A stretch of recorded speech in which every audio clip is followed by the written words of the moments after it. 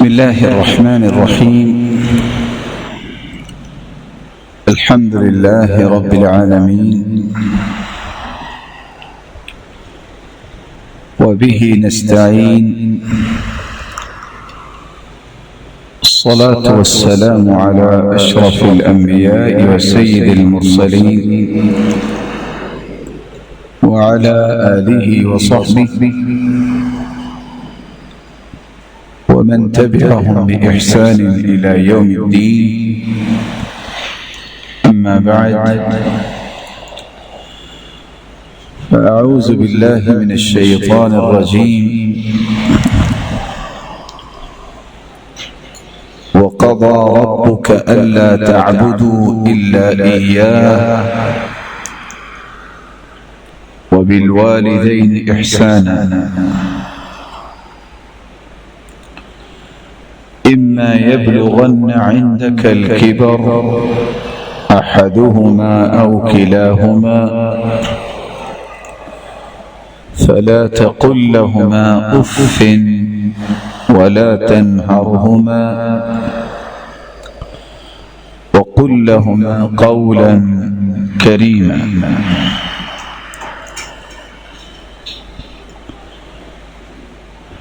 لائق تکریم سامعین مکرم،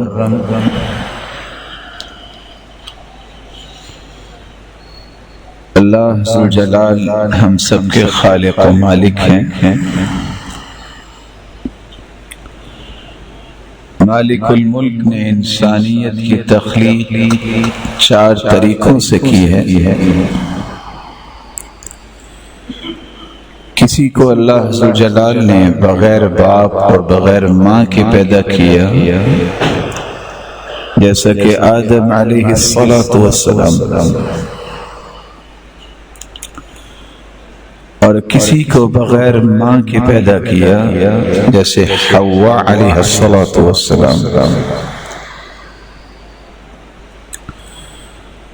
اور کسی کو اللہ ذوالجلال نے بغیر باپ کے پیدا کیا جیسا کہ عیسیٰ علیہ السلام. باقی ساری مخلوق کو رب تعالی نے ایک باپ اور ایک ماں سے پیدا کیا.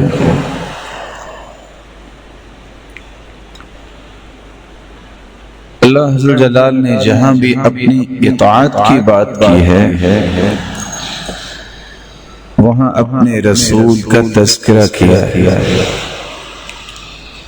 میری اطاعت کرو اور میرے رسول کی اطاعت کرو.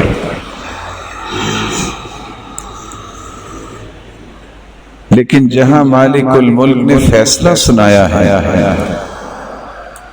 اپنی توحید کا، کہ اللہ کا فیصلہ یہ ہے کہ عبادت کے لائق اگر تم سمجھو تو صرف ایک اللہ کو سمجھو. وہاں فیصلے کے اندر اللہ تعالیٰ نے جس بات کا تذکرہ کیا ہے، اپنی الوہیت اور ربوبیت کے تذکرے کے بعد فیصلہ یہ سنایا ہے کہ اللہ ذوالجلال کی عبادت کے بعد تمہیں والدین کے ساتھ احسان کرنا ہے. والدین میں سے کوئی ایک یا دونوں اگر بوڑھے ہو جائیں تو ان کے ساتھ خوبصورت رویہ رکھنا ہے. کبھی بھی تمہاری زبان سے ایسے کلمات اور جذبات تو دور کی بات ہے، اف بھی آپ کی زبان پہ نہیں آنا چاہیے. ڈانٹنا تو بہت دور ہے، لیکن آپ کی زبان سے کلمہ اف یہ بھی ادا نہیں ہونا چاہیے. بلکہ آپ کی زبان پہ اگر کلمات ہوں تو یہ ہونے چاہیے، رب ارحمہما کما ربیانی صغیرا. میرے مالک تو ان پہ رحمت کا نزول فرما، کس طرح انہوں نے بچپن میں مجھے پرورش دی، اے اللہ تو ان پہ اپنی رحمتوں کا نزول فرما دے۔ اولادیں ہمیشہ اپنے مطالبات کا رونا رویا کرتی ہیں کہ ہمارے والدین ہمارے حقوق سلب کر رہے ہیں، ہماری آزادی سلب کر رہے ہیں، ہمیں بھی اپنی زندگی گزارنی ہے، یہ ہماری حریت کو کیوں سلب کیا جا رہا ہے؟ بینگ اے مسلم، ایک مسلمان کو شریعت کی روشنی میں یہ سمجھنا چاہیے کہ والدین کے حقوق کیا ہیں، میں پہلے اس کی ادائیگی کروں، اور جو اولاد کے حقوق ہیں وہ میرا رب پورے کروائے گا، اور اس کی بھی پہچان ہونی چاہیے کہ اولاد کے حقوق کیا ہیں۔ تو آج کی اس مجلس میں ہماری گفتگو کا محور یہ دو ہی نکات ہوں گے کہ والدین کے حقوق کون سے ہیں جن کا خیال کرنا اولاد کے لیے ضروری ہے، اور پھر اولاد کے حقوق کون سے ہیں جن کی رعایت رکھنا والدین کے لیے ضروری ہے۔ اللہ عز و جلال جن کے والدین زندہ ہیں ان کی حفاظت فرمائے، صحت والی اور ایمان والی لمبی زندگی عطا فرمائے، اور جو دنیا سے چاہ چکے رب تعالیٰ ان کو کروٹ کروٹ رحمتوں سے نوازیں اور اولادوں کو بھی نیک بنائے۔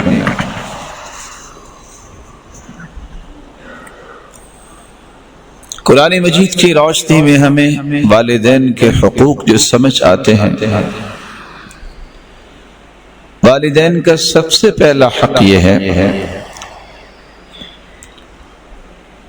دنیا کے اندر جتنے بھی خونی رشتے ہیں ان تمام رشتوں میں سب سے زیادہ حسن سلوک کا اگر کوئی مستحق ہے تو وہ والدین ہیں۔ اللہ تعالیٰ نے اس لیے قرآن مجید میں فرمایا ہے وَوَصَّيْنَا الْإِنسَانَ بِوَالِدَيْهِ، ہم نے والدین کے ساتھ حسن سلوک کرنے کی وصیت کی۔ وَإِن جَاهَدَاكَ عَلَىٰ أَن تُشْرِكَ بِي مَا لَيْسَ لَكَ بِهِ عِلْمٌ فَلَا تُطِعْهُمَا، والدین اگر شرک پہ مجبور کرتے ہیں تو ان کی بات نہیں مانی جائے گی، لیکن بات نہ ماننے کا مطلب لڑائی نہیں ہے، بدتمیزی نہیں ہے۔ وَصَاحِبْهُمَا فِي الدُّنْيَا مَعْرُوفًا، نیکی کی بات میں ان کا ساتھ دیا جائے گا۔ رسول اکرم صلی اللہ علیہ وآلہ وسلم سے ایک شخص نے سوال کیا من احق الناس بحسن صحابتی یا رسول اللہ صلی اللہ علیہ وسلم، اے اللہ کے رسول صلی اللہ علیہ وسلم، لوگوں میں سب سے زیادہ حسن سلوک کا حقدار کون ہے جس کے ساتھ میں حسن سلوک کروں؟ آپ صلی اللہ علیہ وسلم نے جواب یہ دیا امو کا، آپ کی والدہ گرامی۔ قلت ثم من، میں نے پھر سوال کیا کہ والدہ کے بعد؟ قال امک، تو اللہ کے رسول نے پھر فرمایا تمہاری والدہ گرامی۔ 3 مرتبہ والدہ کا تذکرہ کیا، اور 4تھی مرتبہ اللہ کے رسول نے فرمایا ثم ابوک، ماں کے بعد پھر باپ کے ساتھ حسن سلوک کرنا یہ سب سے زیادہ حق ہے۔ صحیح بخاری اور صحیح مسلم کی یہ روایت 2 پیغام دیتی ہے۔ ایک پیغام تو یہ ہے، روئے زمین میں جتنے بھی خونی رشتے ہیں، سب سے زیادہ اچھا برتاؤ، اچھا سلوک، اچھا رویہ اگر رکھنے کا حکم ہے تو وہ ماں کے ساتھ رکھنے کا حکم، اور پھر باپ کے ساتھ۔ دوسرا پیغام جو یہ حدیث صحیح بخاری اور صحیح مسلم کی دے رہی ہے،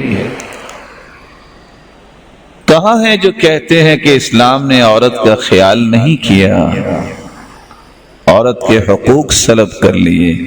اس حدیث میں عورت کے حقوق سلب ہوئے کہ مرد کے؟ مرد کو تو ایک ہی سا ملا نا، اور ماں کے لیے کتنی مرتبہ اللہ کے رسول نے فرمایا کہ ان کے ساتھ اچھا سلوک کرو؟ 3 مرتبہ۔ یہ واویلا کرنا اور ڈس انفارمیشن پھیلانا، اسلام نے تو عورت کے حقوق کا خیال نہیں کیا، یہ صرف اعداء الاسلام، اسلام دشمنوں کی باتیں ہیں۔ شریعت نے عورت کے کردار کو بھی واضح کیا ہے، اس کی عظمت کو بھی بیان کیا ہے، اس کا بین ثبوت صحیح بخاری اور صحیح مسلم کی یہ روایت ہے کہ ماں کے 3 مرتبہ حق کو بیان کیا اور باپ کے حق کو 1 مرتبہ بیان کیا۔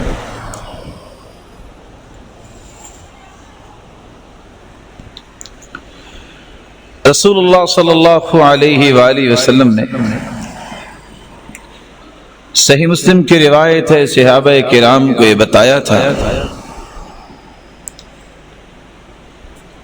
یمن کے اندر ایک ایسا شخص ہے جو ماں کی خدمت کی وجہ سے میرے دیدار کے لیے نہیں آ سکا، اس کو لوگ اویس کہتے ہیں۔ اس کو برص کی بیماری تھی، اس نے اللہ سے دعا کی، 1 درہم اور دینار جتنی بیماری باقی رہ گئی یہ باقی ٹھیک ہو گئی۔ جب بھی وہ آئے اس سے دعا کروانا، اس کی دعا کو اللہ رد نہیں کرتے۔ سیدنا عمر رضی اللہ تعالیٰ عنہ اس لیے جب بھی یمن کی طرف سے کوئی قافلہ آتا تو پوچھتے افیکم اویس، تمہارے اندر اویس تو نہیں ہے؟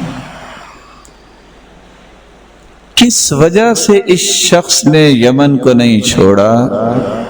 ماں کی خدمت کی وجہ سے۔ یہ تابعی ہیں لیکن ان کو حکماً صحابی کہنے والوں نے صحابی بھی کہا کہ اللہ کے رسول صلی اللہ علیہ وسلم نے ان کے بارے میں خوشخبری دے دی کہ ایک ایسا شخص ہے یمن میں، کان لا يدع بالیمن غیر ام اللہ، ماں کی وجہ سے انہوں نے یمن نہیں چھوڑا۔ جب یہ آئیں ان سے دعا کروانا، ان کی دعا کو اللہ رد نہیں کرے۔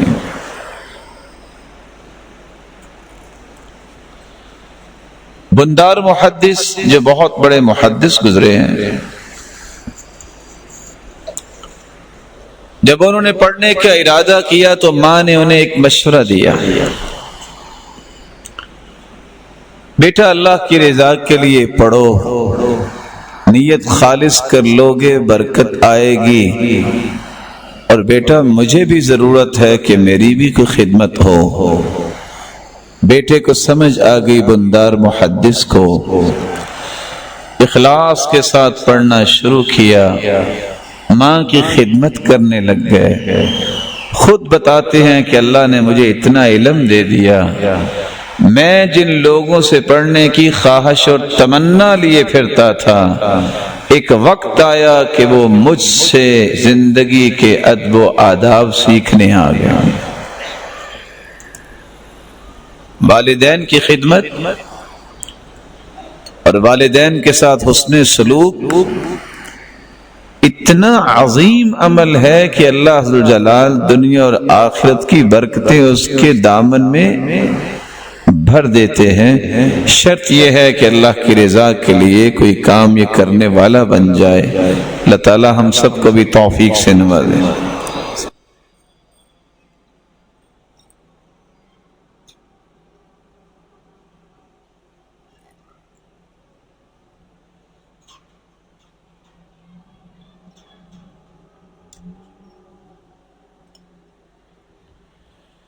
رسول اللہ صلی اللہ علیہ وآلہ وسلم کے پاس ایک صحابی آئے، معاویہ بن جاہمہ السلمی،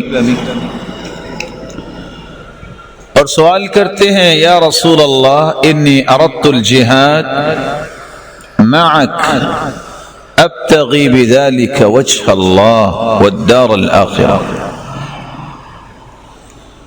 اللہ کے پیارے پیغمبر میں آپ کے ساتھ مل کر جہاد کرنے کے لیے آیا ہوں، اور میں چاہتا بھی اللہ کی رضا ہوں اور چاہتا بھی آخرت ہوں۔ رسول اکرم صلی اللہ علیہ وسلم نے اس شخص کا سوال سننے کے بعد، تمنا سننے کے بعد ایک سوال کیا، وَيْحَكَ أَحَيَّةٌ أُمُّكَ، یہ بتاؤ تمہاری ماں زندہ ہے؟ قلت نعم، میں نے کہا وہ تو زندہ ہے۔ قال ارجع فبرها، جاؤ پھر اس کی جا کے خدمت کرو۔ کیا مطلب؟ وہ جہاد کرنے کی اجازت لینے آیا اور پھر اللہ کے رسول کے ساتھ جہاد، اور چاہتا بھی اللہ کی رضا ہے اور چاہتا بھی آخرت ہے، اور آپ نے فرمایا کہ ماں کی خدمت کرنا۔ ادھر سے ہٹ کے دوسری طرف سے پھر آگے جاہمہ کہتے ہیں اللہ کے رسول میں جہاد کی نیت سے آیا ہوں، میں رب تعالیٰ کی رضا چاہتا ہوں۔ آپ صلی اللہ علیہ وسلم نے پھر فرمایا کہ جاؤ ماں زندہ ہے تو اس کی خدمت کرو۔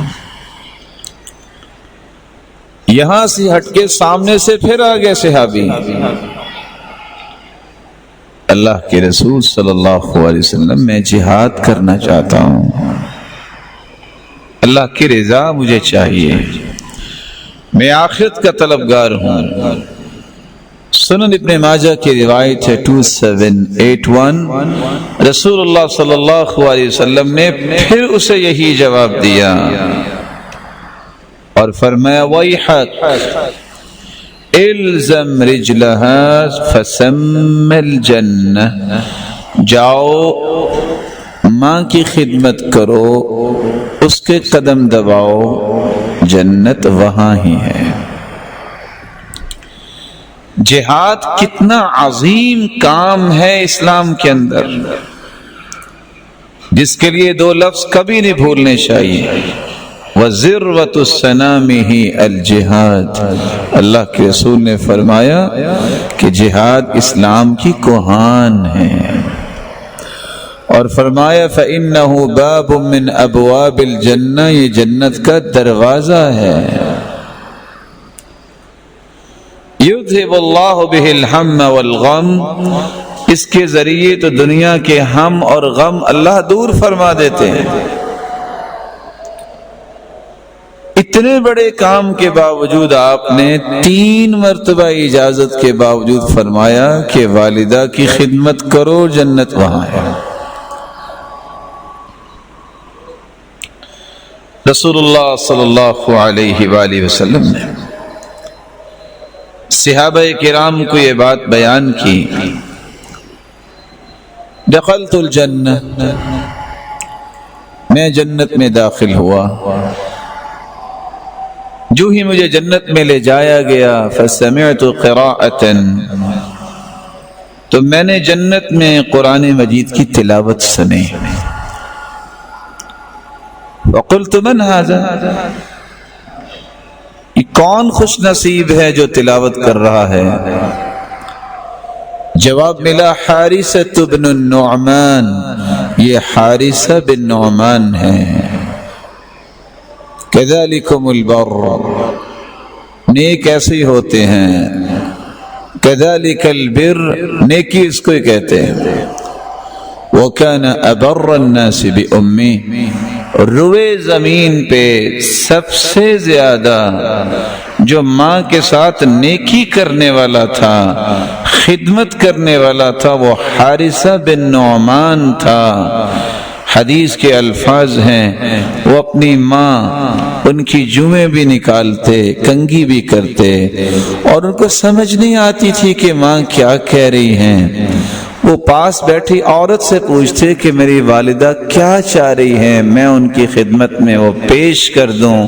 یہ وہ خدمت، یہ وہ حسن سلوک، اس کا نتیجہ کیا نکلا؟ یہ زمین پہ بیٹھے قرآن پڑھ رہے ہیں، اللہ ان کی تلاوت کی آواز جنت میں پہنچا رہے ہیں۔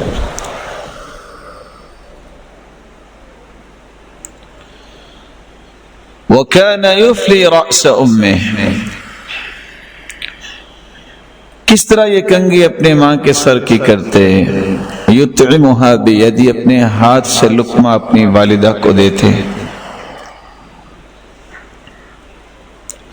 وَلَمْ يَسْتَفْهِمْهَا كَلَامًا قَطْ، ماں کی سمجھ نہیں آتی تھی بڑھاپے کی وجہ سے کہ کیا بول رہی ہیں، تأمر به، کیا چاہ رہی ہیں، کیا حکم دے رہی ہیں، حتی یسأل من عندها بعد ان یخرج ما ارادت امی، جب وہ کہہ دیتی تو پھر ساتھ والی عورت سے پوچھتی کہ کیا کہہ رہی تھی میری ماں، مجھے بتائیے تاکہ میں اس کو بجا لاؤں اور اللہ کے قریب ہو جاؤں۔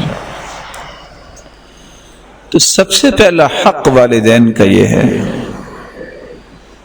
کہ روئے زمین پر جتنے بھی آپ کے تعلقات ہیں، سب سے زیادہ اچھا تعلق، اچھا رویہ اور خدمت گزاری کا رویہ، حسن سلوک کا رویہ اگر کیا جائے تو اس کا سب سے زیادہ حقدار وہ انسان کے والدین ہیں۔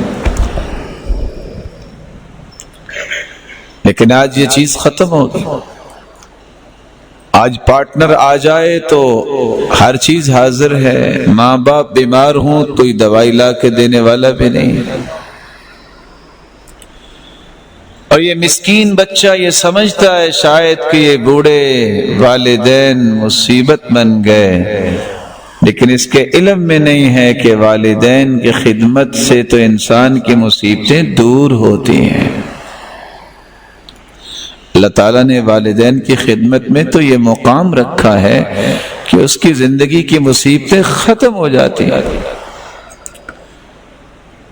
قصہ آپ نے سنا ہوگا صحیح مسلم کا، 3 لوگ نکلے تھے، فَأَخَذَتْهُمُ الْمَطَرُ، بارش آ گئی، فَآوَوْا إِلَى غَارٍ، ایک غار کی طرف دوڑے اور اس میں داخل ہو گئے، فَانْحَطَّتْ عَلَيْهِمْ صَخْرَةٌ مِّنَ الْجَبَلِ فَانْطَبَقَتْ عَلَيْهِمْ، ایک پتھر اوپر سے گرا اور لڑکتا ہوا آیا غار کے منہ کے اوپر، غار بند ہوگی اور تینوں قیدی بن گئے۔ ایک دوسرے کو کہتے ہیں انظروا اعمالا عملتموها صالحة للہ، اللہ کے لیے جو عمل کیا ہے وہ ہم اللہ کے سامنے پیش کرتے ہیں تو اللہ ہمیں آزاد کر دیں گے۔ 2 نے اپنا اپنا عمل پیش کیا، ان میں سے ایک وہ بھی تھا جس نے عمل یہ پیش کیا، اللہ میں ہر روز آتا تو میں سب سے پہلے والدین کو دودھ پلاتا، ایک دن میں لیٹ ہو گیا، فوجدتهما نائمین، میں آیا تو والدین دونوں سو رہے تھے، کرہت ان اوقظهما من نومهما، میں نے ان کی نیند خراب کرنا پسند نہیں کی، اور میں نے یہ بھی پسند نہیں کیا کہ میں اپنے بچوں کو پہلے دودھ پلاؤں، والصبیۃ یتزاغون عند قدمی، اور بچے میری ٹانگوں کے ساتھ لپکتے رہے، اور ان کا لپٹنا بھی مجھے مجبور نہ کر سکا کہ میں ان کو دودھ پلاؤں، میں سب سے پہلے اپنے والدین کو ہی دودھ پلایا، بچوں کو دودھ نہیں پلایا۔ اللہ اگر تیری رضا کے لیے، تجھے راضی کرنے کے لیے کام کیا ہے تو آزادی دے دے۔ پتھر پیچھے ہٹا اور وہ لوگ آزاد ہو گئے۔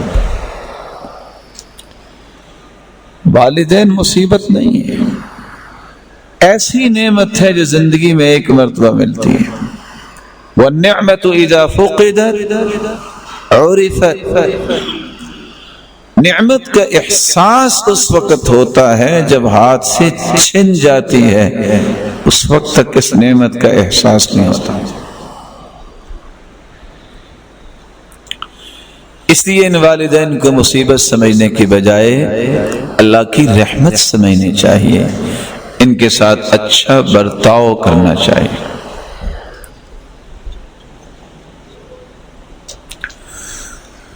والدین کا دوسرا حق یہ ہے جو اولاد کو نبھانا چاہیے. انسان جتنا بھی پڑھ جائے اس کو آخر یہ تو پتہ ہے کہ نیکی کس کو کہتے ہیں. ہر وہ نیکی جس کو آپ نیکی سمجھتے ہیں اس کا سب سے زیادہ حقدار سمجھو تو اپنے والدین کو سمجھو. کیونکہ اللہ کے رسول صلی اللہ علیہ وسلم نے فرمایا ان اللہ یوصیکم بامہاتکم ثلاثا ان اللہ یوصیکم بامہاتکم ثلاثا ان اللہ یوصیکم بآبائکم ان اللہ یوصیکم بالاقرب فالاقرب. سلسلہ صحیحہ کی یہ روایت ہے 1666. 3 مرتبہ اللہ تعالیٰ نے اس بات کا حکم دیا ہے، وصیت کی ہے کہ ماؤں کے ساتھ زیادہ سے زیادہ نیکی کرو، اپنی ماؤں کے ساتھ زیادہ سے زیادہ نیکی کرو. اور پھر فرمایا اپنے باپ کے ساتھ نیکی کرو. پھر جو قریب ہے الاقرب فالاقرب کے تحت پھر دوسرے لوگوں کے ساتھ نیکی کرو. آپ کی میموری میں نیکی کا جو بھی مفہوم ہے، آپ کی علمی بضاعت میں جو بھی نیکی کا مفہوم موجود ہے، سب سے پہلے اس نیکی کا استعمال کرو تو اپنے والدین پہ کرو.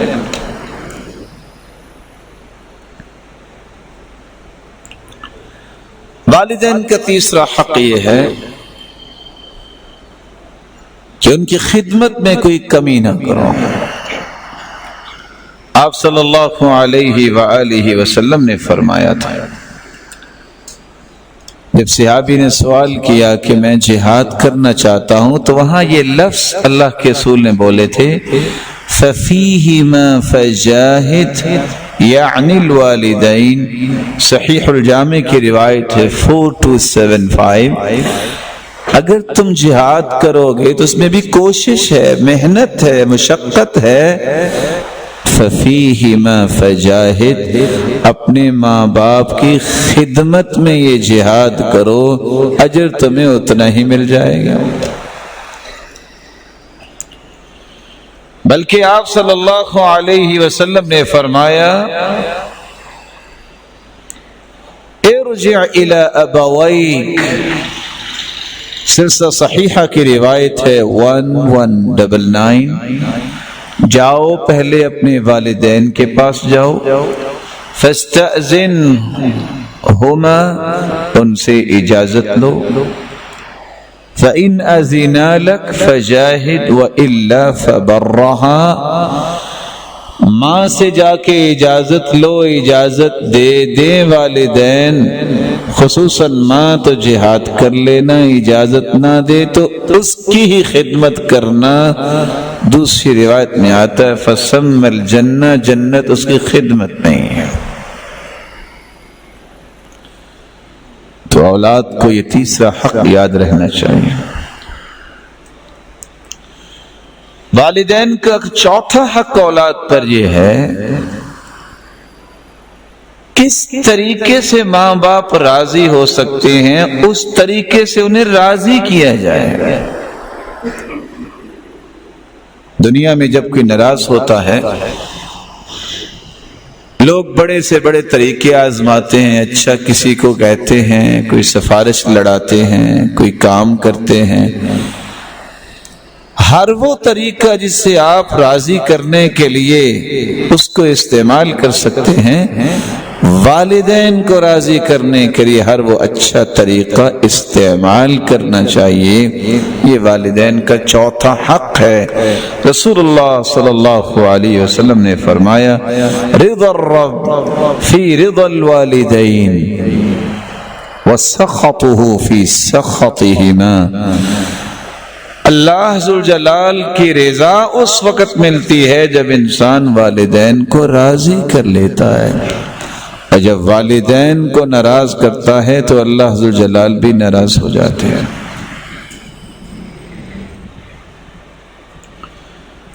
رسول اکرم صلی اللہ علیہ وسلم کے پاس ایک شخص آیا، سنن ابن ماجہ کی روایت ہے 2782، اور آ کے کہتا ہے میں جہاد کے لیے آیا ہوں اور میرے ماں باپ رو رہے تھے کہ تم کیوں جا رہے ہو، ہمیں بھی خدمت کی ضرورت ہے۔ آپ صلی اللہ علیہ وسلم نے فرمایا جاؤ فرجع الیہما فاضحکہما کما ابکیتہما، جس طرح ان کو رلا کے آئے ہو واپس ان کے پاس چلے جاؤ، ان کی خدمت کرو، ان کو راضی کرو یہاں تک کہ مسکرانے لگ جائے۔ وہ لوگ کتنے کامیاب لوگ تھے،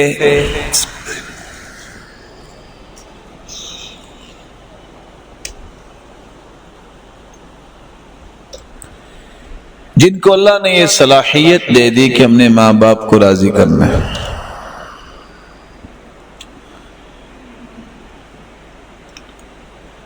بہت بڑے محدث حیوہ ابن شریح، حیوہ ابن شریح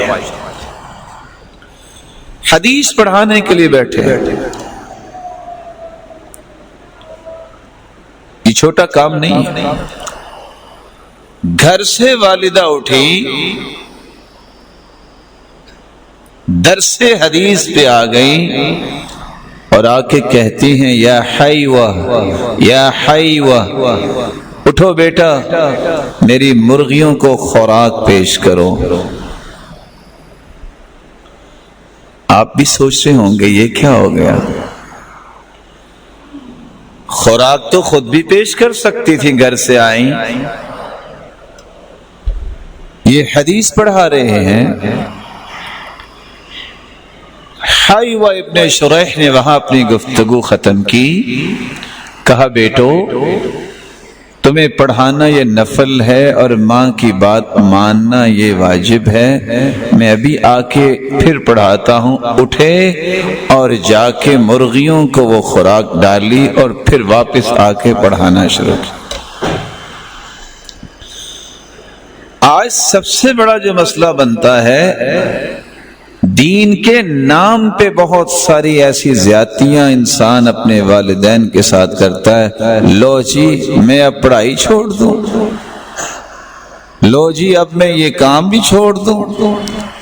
نہ پڑھائی چھوڑنے کی بات ہے، نہ کام چھوڑنے کی بات ہے، بات یہ ہے کہ اللہ نے تجھے توفیق کس بات کی دی ہے یہ دیکھنا ہے۔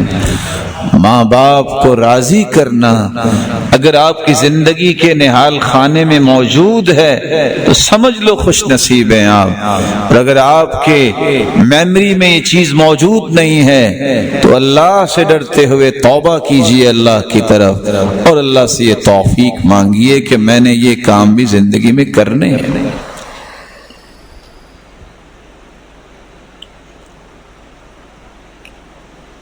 محمد بن سیرین اور احمد بن سیرین اور حفصہ بنت سیرین، یہ تین بہن بھائی تھے، تینوں محدث تھے بلکہ قاری بھی تھے۔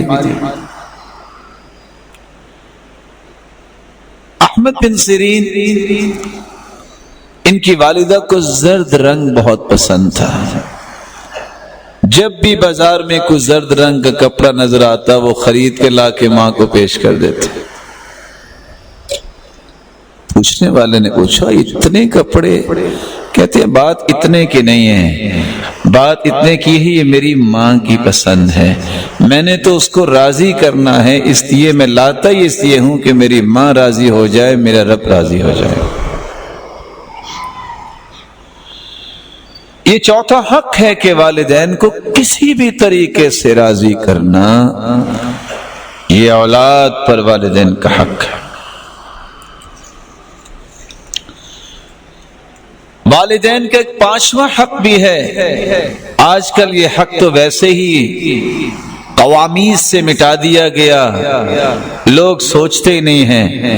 والدین کے جو دوست ہیں، باپ کے دوست اور ماں کی سہیلیاں، ان کا احترام کرنا اور ان کی ساتھ اچھا برتاؤ کرنا یہ بھی ایک والدین کا حق ہے۔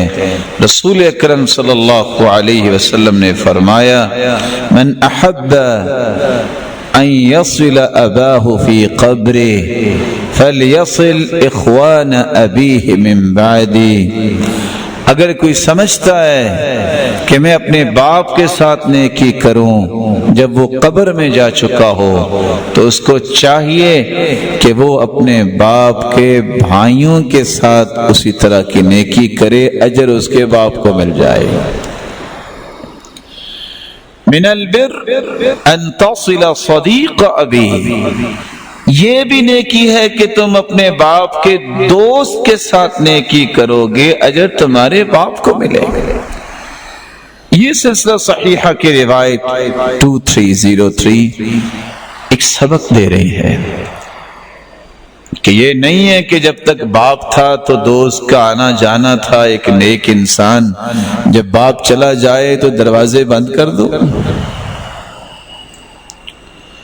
عبداللہ ابن عمر رضی اللہ تعالیٰ عنہ سفر میں تھے، سر پہ پگڑی باندھی ہے، گدھے پہ سوار ہیں، ایک شخص آیا، اس کا استقبال کیا، سواری سے اترے، اپنی پگڑی اس کے سر پہ رکھ دی، گدا بھی دے دیا۔ پوچھنے والے نے پوچھا وَإِنَّهُ لَيَرْضَى بِيَسِيرٍ، یہ تو چھوٹی بات پہ بھی راضی ہو سکتا تھا، دیہاتی تھا، تو آپ نے سواری بھی دے دی اور پگڑی بھی دے دی۔ کہتے ہیں جانتے ہو یہ کون ہے؟ یہ میرے باپ کے دوست کا بیٹا ہے، اور میں اس لیے اس کے ساتھ نیکی کر رہا ہوں کہ نیکی میرے باپ کو بھی پہنچے گی۔ یہ والدین کا حق ہے کہ جہاں جہاں اس کے تعلق ہے ان کا احترام کرو،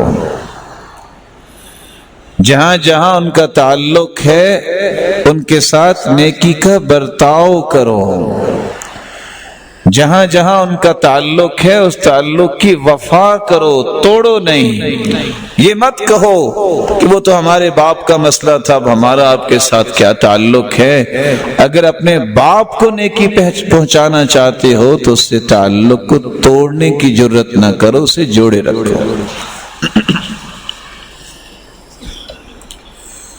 رسول اللہ صلی اللہ علیہ وآلہ وسلم نے والدین کا ایک چھٹا حق بھی بیان کیا ہے، اور یہ وہ حق ہے جو تمام حقوق پر فائق ہے، اس اعتبار سے کہ اس سے آخرت بنتی ہے۔ اپنے والدین کے لیے صدقہ جاریہ بنو۔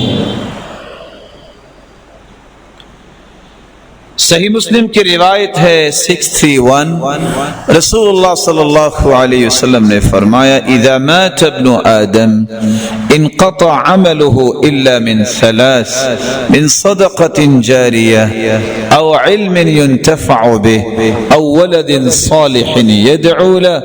جب انسان دنیا سے چلا جاتا ہے تو تمام اعمال منقطع ہو جاتے ہیں سوائے 3 اعمال کے، علم ينتفع به، ایسا علم جب انسان چھوڑ کے جائے جس سے لوگوں کو نفع ملے۔ آپ نے کتاب لکھ دی، آپ نے درس دے دیا، آپ نے تقریر کر دی، آپ نے نصیحت کر دی، آپ نے جمعہ پڑھا دیا، کوئی ایسا سلسلہ جس علم سے لوگ نفع حاصل کرتے ہیں، انسان مٹی میں مٹی ہو jائے گا، لیکن یہ مسلسل اسے نیکیاں پہنچتی رہیں گی۔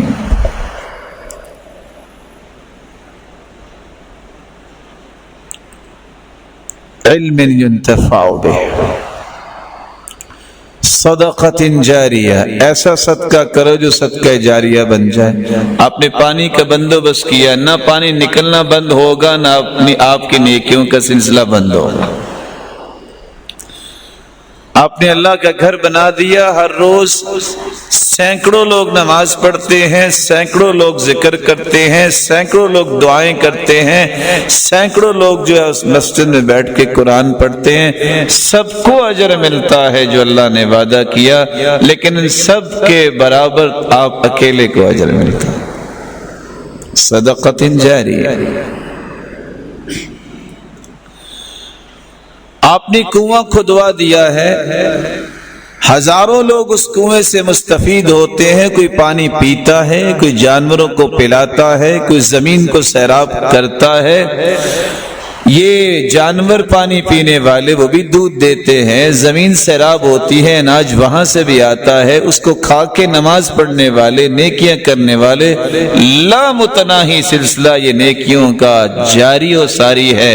اکاؤنٹس آپ نے کھول لیے نیکیوں کے، اور وہ نیکیاں ڈپازٹ ہوتی رہتی ہیں، لوگ نیکیاں کر کے اپنا اجر بھی لیتے ہیں اور آپ کی نیکی کا بھی باعث بنتے ہیں، اور آپ مٹی میں مٹی ہیں، نیکی کا سلسلہ جاری ہے۔ او مصحفا ورثہ، دوسری روایت کے الفاظ، آپ نے وراثت میں قرآن مجید کا نسخہ چھوڑا، مسجد میں رکھا، ایک نے پکڑ کے پڑھا، دو نے پڑھا، اگلے جمعے کسی اور نے پکڑ لیا، اگلی نماز پہ کسی اور نے پڑھا، پڑھتے پڑھتے لوگ نیکیاں لیے جا رہے ہیں، صرف لیے نہیں جا رہے بلکہ جتنی نیکیاں ان سب کو ملیں گی وہ سب کے سب آپ کو دیے بھی جا رہے ہیں۔ من علم علما ونشرہ،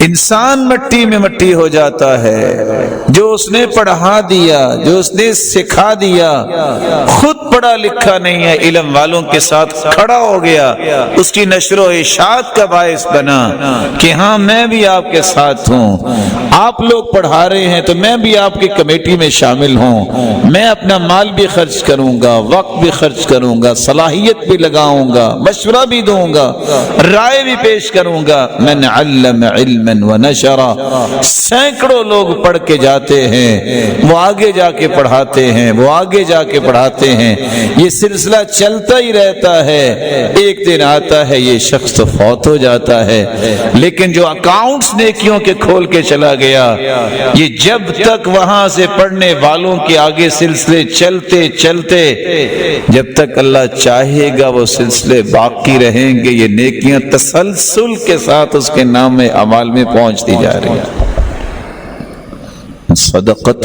جاریہ، ولد صالح يدعو له،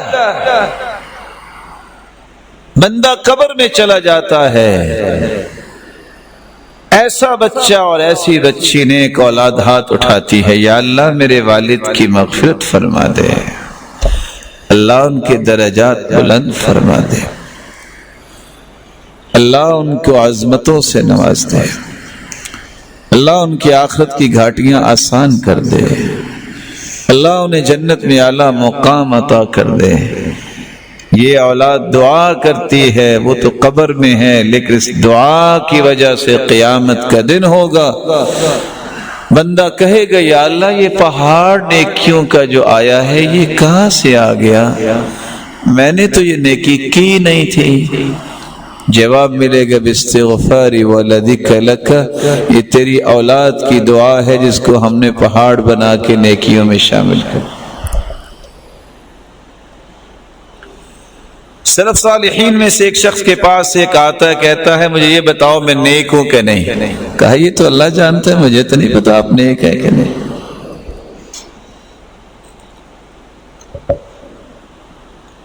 کہا نہیں میں نے آج پوچھ کے ہی جانا ہے۔ اس نے کہا پھر میرے ایک سوال کا جواب دیں، سچ سچ بتائیں آپ والدین کے لیے دعا کرتے ہیں؟ اس نے کہا دعا تو کرتا ہوں۔ کہا پھر تم نیک ہو۔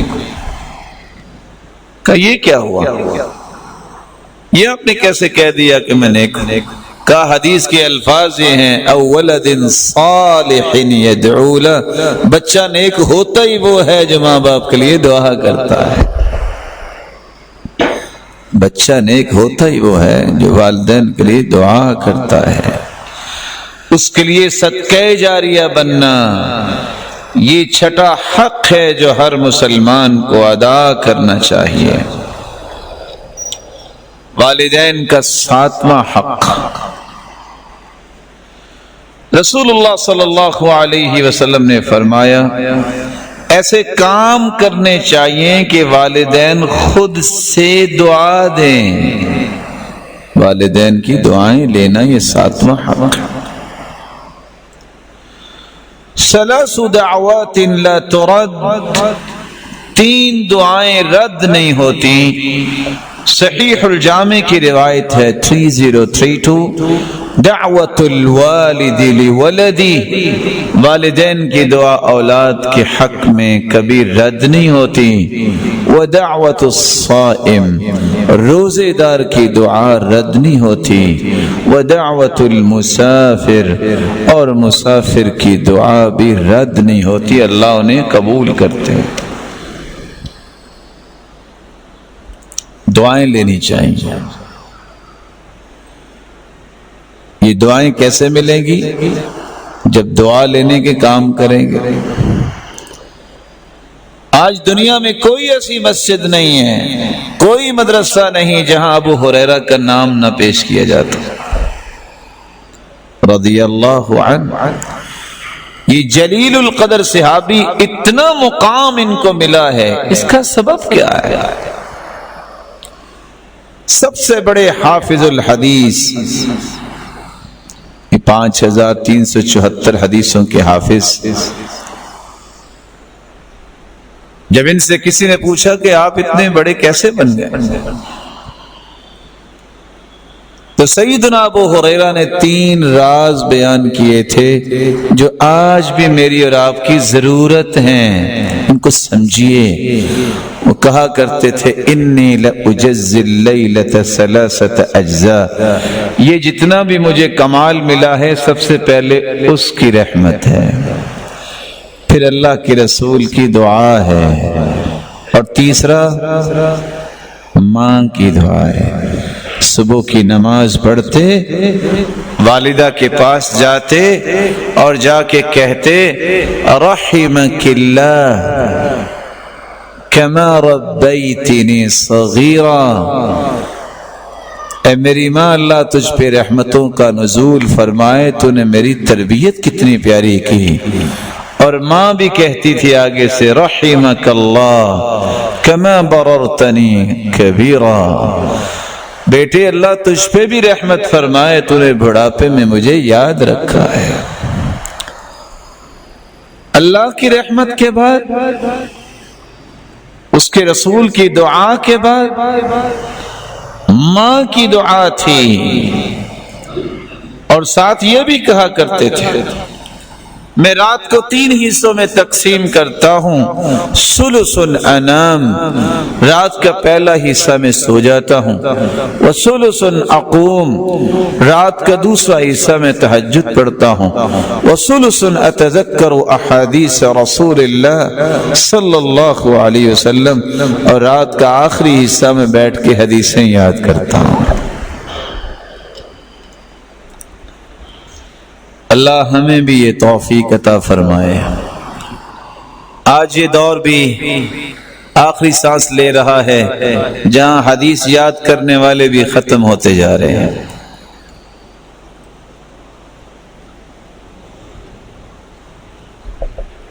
آج ہوشائم کہاں سے لائیں؟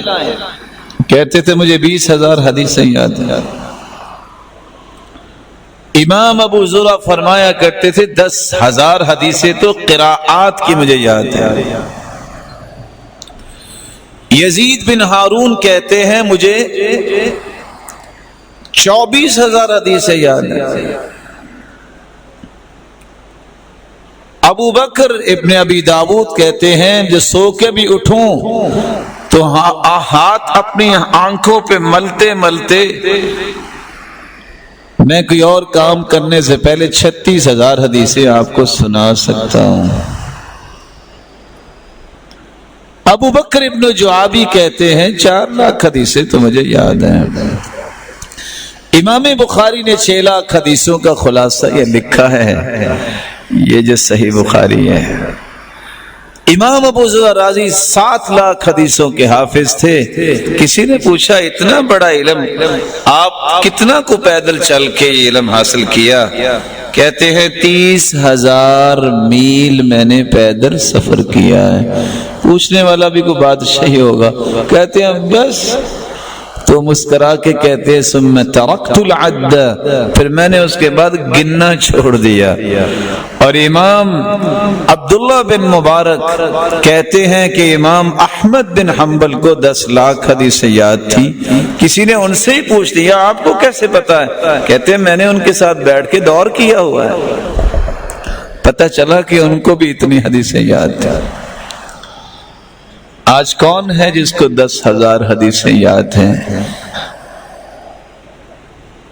بڑی بڑی اپلیکیشن، بڑے بڑے ٹولز استعمال کرنے کے بارے میں تو بڑی بڑی چھلانگیں لگاتے ہیں نوجوان، میں یہ بھی پڑھ چکا، مجھے یہ بھی آ گیا، میرے اندر یہ بھی صلاحیت ہے۔ کہاں ہیں وہ لوگ جن کو اللہ کے رسول کے احادیث یاد ہیں؟ کتنے لوگ ہیں اس وطن عزیز کے اندر جن کو 10,000 حدیثیں یاد ہیں؟ سوچ پیدا کرو۔ اور میرے اور آپ کے لیے لمحہ فکریہ ہے، ہم لوگ ہی تو ہیں جو کہتے ہیں کتاب و سنت منہج ہے، قرآن بھی یاد کر کے حدیث کو یاد کیوں نہیں کرتے؟ ہمیں کرنا چاہیے۔ اور میں آپ کی خدمت میں ایک تحفہ پیش کر دیتا ہوں، حدیث کو یاد کرو اور کرواؤ۔ اس کی 3 وجوہات ہیں۔ میں اس لیے بات کر رہا ہوں، سلف اس لیے حدیث کو یاد کیا کرتے، نضل اللہ امرأ سمع مقالتی فوعاها واداها كما سمعها۔ دوسری روایت ہے نضل اللہ امرأ سمع منا حدیثا، جو ایک حدیث یاد کر لے۔ تیسری روایت ہے نضل اللہ امرأ سمع منا شیئا، کوئی حدیث کا کوئی ٹکڑا بھی یاد کر لے، کچھ بھی، جس طرح وہ یاد کرتا ہے سن کر پھر صحیح آگے پہنچا دیتا ہے، جب تک زندہ رہے گا اس کے چہرے پہ رونق رہے گی، شادابی رہے گی، قیامت کو بھی چہرہ روشن ہو جائے گا۔ شارحین حدیث لکھتے ہیں ما من رجل يطلب الحديث وإلا وفي وجهه نظرة، جو حدیث پڑھنے والا ہے اللہ کے رسول نے دعا دی ہوئی ہے، اس کے چہرے پہ کو عجیب سی رونق ہوتی ہے۔ اگر چاہتے ہو قیامت کے دن یہ چہرے چمکتے نظر آئیں تو پھر حدیث کو یاد کرنا سیکھو۔ ایک حدیث یاد کر کے سنانے سے چہرہ روشن ہو جائے گا، ایک حدیث۔ اس لیے بھی حدیث کو یاد کرو۔ جب آپ کو حدیث یاد ہوگی آپ غلط ترجمہ نہیں کریں گے، نص کے مطابق آپ باؤنڈ ہو جائیں گے کہ اچھا یہ حدیث کے الفاظ ہیں، ترجمہ یہ ہے۔ من مانے ترجمے کر کے خطرہ یہ ہوتا ہے کہ کہیں اس حدیث کی زد میں نہ آ جائیں۔ من کذب علی متعمدا فلیتبوأ مقعدہ من النار، جو بات خود کرتا ہے اور نسبت رسول اللہ صلی اللہ علیہ وسلم کی طرف کرتا ہے، اللہ کے رسول نے فرمایا جو جھوٹ مجھ پہ باندھتا ہے اس کا ٹھکانہ جہنم ہے۔ اللہ کے رسول نے فرمایا، باقی اپنے پاس سے بات کر لیتے، جب آپ حدیث پیش کریں گے آپ ترجمہ پھر اس کا کریں گے، خطرات کم ہو جائیں گے کہ آپ منمانی کی بات نہیں کریں۔ تیسرا اس لیے بھی حدیث یاد کرو، ایم اللہ کی قسم پوری دنیا کے اسکالرز کو، پی ایچ ڈی ڈاکٹرز کو جمع کر لو، ان کی باتوں میں اتنی تاثیر نہیں ہو سکتی جتنی محمد مصطفیٰ کی بات میں تاثیر۔ جو ان الفاظ میں لذت ہے، جو ان الفاظ میں مٹھاس ہے، جو ان الفاظ کی حلاوت اور شیرینی ہے، وہ دنیا کی کسی بات میں نہیں ہو سکتی، نہیں ہو سکتی۔ اور میں تو چاہوں گا کہ ایک چوتھی وجہ سے بھی آپ حدیث یاد کیا کریں. ہم صاحب منہج ہیں, ہم کتاب و سنت کا منہج رکھنے والے ہیں. کتاب تو یاد ہو وہ بھی کچی پکی, یہی بات ہے نا, کچی پکی. قرآن یاد ہو, کوئی ہے جو بغیر غلطی کے 10 پارے سنائے؟ کوئی ہے؟ کوئی ہے جو بغیر غلطی کے قرآن پورا سنا دے؟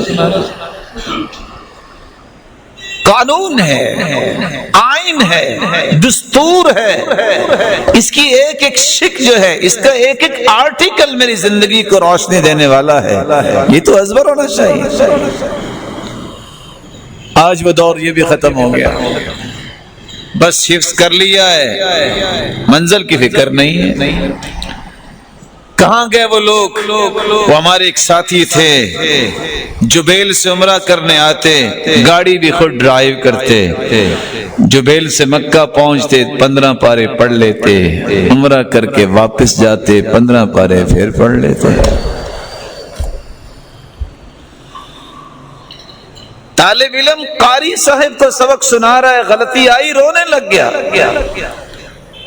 ایک کونے میں بیٹھ کے رو رہا ہے. استاد نے پوچھا, بیٹا میں نے کچھ کہا ہی نہیں ہے, کیا بات, کسی نے مارا ہے؟ لیکن یہ وہ بچہ تھا جس کو ماں نے گھر پہ بات سمجھائی تھی, بیٹا قرآن پکا کرنا. اماں جان کیوں؟ کہا بیٹا یہاں تو غلطی کوئی بتا دے گا, اگر جنت کی سیڑھیاں چڑھتے چڑھتے غلطی آ گئی تو بتائے گا کون؟ اگر کوئی بتائے گا نہیں تو وہاں ہی کھڑے رہو گے. وہ بیٹا اس لیے رو رہا ہے کہ یا اللہ غلطی آ گئی ہے تو کہیں میں جنت کی سیڑھیوں پہ پریشان نہ ہو جاؤں. ایسے لوگ بھی ہیں جو صبح نماز پڑھ کے قرآن کی تلاوت شروع کرتے ہیں, ناشتہ اس وقت کرتے ہیں جب 14 پارے ہو جاتے ہیں, پھر بیٹھتے ہیں اور ظہر کی نماز پڑھتے ہیں, نماز پڑھ کے پھر شروع کرتے ہیں, اور جب تک قرآن مکمل نہیں ہو جاتا گھر جاتے ہی نہیں. اور یہاں لڑائی یہ پڑی ہوتی ہے کہ قاری صاحب نے آدھا پارا سننا ہے, بنے گا کیا؟ اور قاری صاحب بھی انسان ہیں, 6 سے 4 لوگ بیٹھے ہوتے ہیں سنانے کے لیے, آپس میں گٹ مٹ کی ہوتی ہے کہ تم اتنے رکوع چھوڑ دینا, میں نہیں تمہیں کہوں گا, میں چھوڑ دوں گا, تم نہ کچھ کہنا. یہ کس کو آپ دھوکہ دے رہے ہیں؟ اللہ کو دھوکہ دے رہے ہیں.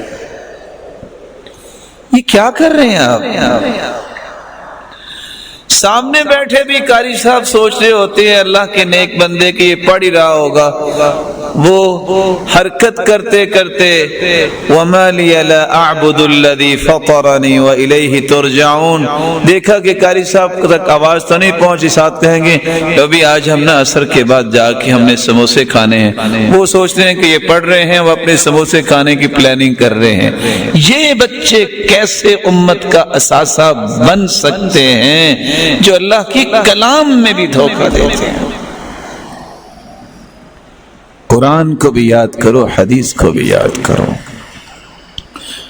اور یہ وہ نعمتیں ہیں جس کے پاس ہوں گی اس کو اللہ اتنی نعمتیں دیتے ہیں اس سے شمار ہی نہیں کی جائیں گی.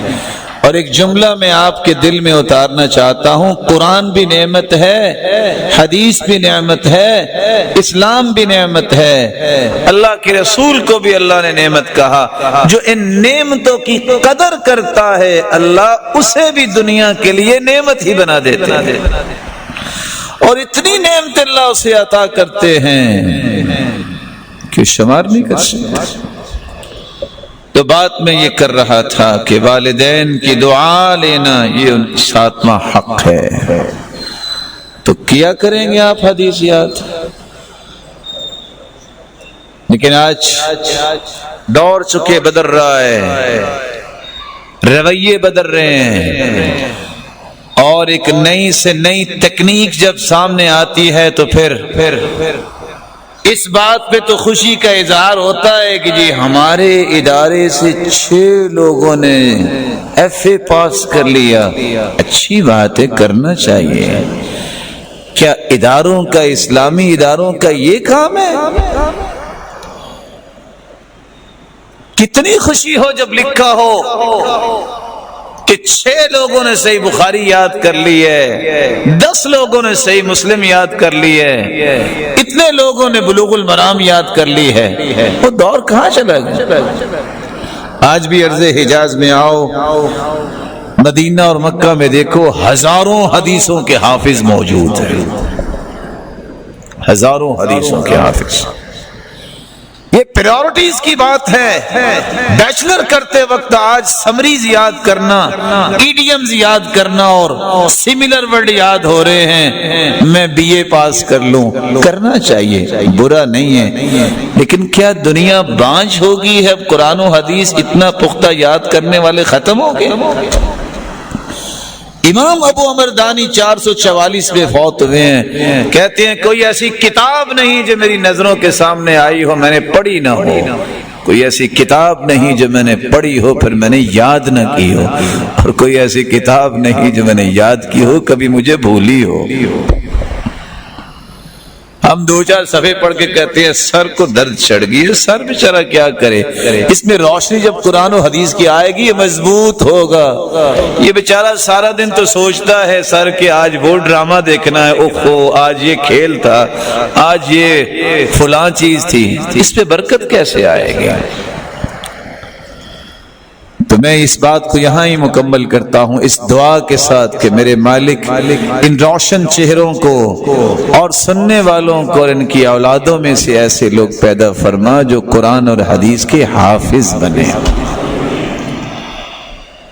لیکن اللہ کی قسم جو میں نے لذت کی بات کی ہے، وہ عبداللہ بن مبارک کو کہتے تھے لوگ، الا تستوحش فی البیت، تم اکیلے گھر میں بیٹھے رہتے ہو، باہر نکلتے نہیں ہو، آپ کو وحشت نہیں ہوتی؟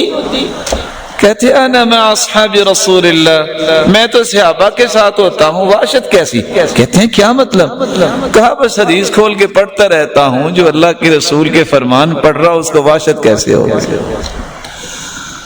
آپ حدیث کو پڑھ کے دیکھیے، اکیلے بیٹھ کے معنی کے ساتھ قرآن کو پڑھ کے دیکھیے، اللہ کی قسم وہ لذت انسان کو نصیب ہوتی ہے، دنیا جہان کی ہر لذت جو ہے وہ انسان ویسے ہی بھول جاتا ہے۔ والدین کا 8واں حق یہ ہے کہ والدین کی بد دعا سے بھی بچا جائے۔ اگر دعا ان کی لینی ہے تو ان کی بد دعا سے بھی بچیے۔ 3 دعوات مستجابات لا شک فیہن، 3 ایسی دعائیں ہیں اللہ انہیں رد نہیں کرتے، وہ قبول ہی قبول ہوتی ہے، ان کی قبولیت میں رد کوئی شک نہیں۔ دعوت الوالدی علی ولدی، جب والدین بد دعا کرتے ہیں تو والدین کی بد دعا اللہ سن لیتے ہیں۔ وہ آئے تھے نا عبداللہ بن مبارک کے پاس ایک شخص، کہتے جی میرا بیٹا بڑا بدتمیز ہو گیا ہے اور یہ ہو گیا وہ، کہتے ایک بات پوچھو کبھی بد دعا تو نہیں دی؟ کہا بد دعا تو دی، کہا یہ اس کا ہی اثر ہے، کبھی اولاد کو بد دعا نہ دیا کریں۔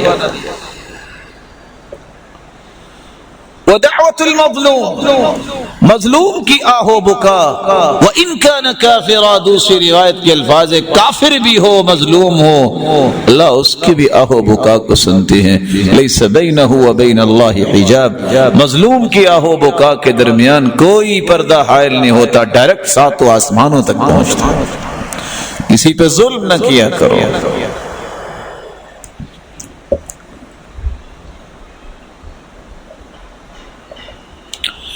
اس لیے کہنے والے نے اس بات کو واضح کرتے ہوئے کہا تھا،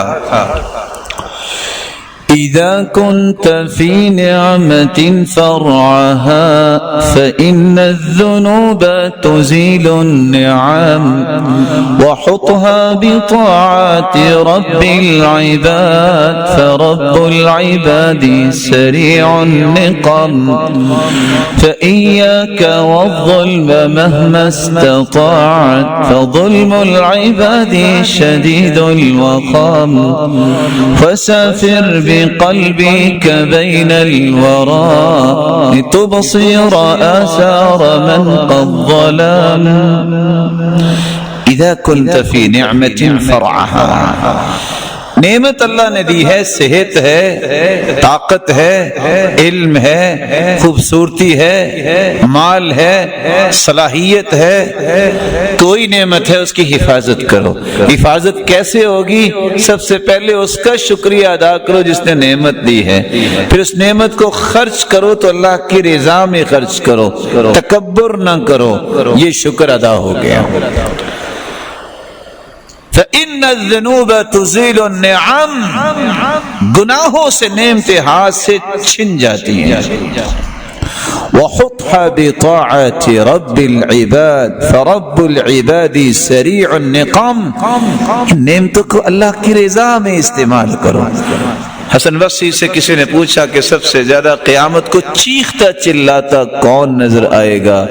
انہوں نے جواب دیا تھا جس کو اللہ نے نعمتوں سے نوازا، فاستخدمها فی معصیت اللہ، نعمتوں کو اللہ کی نافرمانی میں لگا دیتا، یہ سب سے زیادہ چیختا نظر آئے گا۔